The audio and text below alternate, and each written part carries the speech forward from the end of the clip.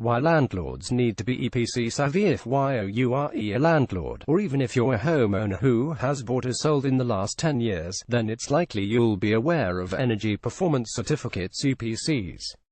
Much like the stickers you'll find on a fridge freezer, or even a car tire these days, an EPC provides an indication of the current and potential energy efficiency of a property.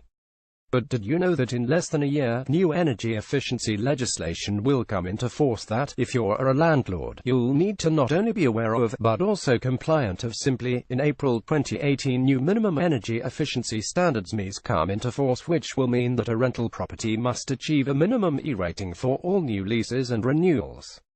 It will be illegal to rent a property that does not meet this minimum requirement due to what will be deemed its substandard conditions. It may be easy to think that no one really takes any notice of EPC ratings, and therefore you needn't worry yourself too much with this new legislation. However, with trading standards able to impose fines of up to £4,000, now is the time to do your homework and ensure the properties within your portfolio make the grade. The first step to take, of course, is to ensure that your properties have valid and up-to-date EPCs in place. Going through the necessary expert assessment will allow a new EPC to reflect any recent improvements which you've made, as well as highlight any improvements that can be made. It's worth remembering too that these improvements don't need to be terribly onerous or difficult to carry out.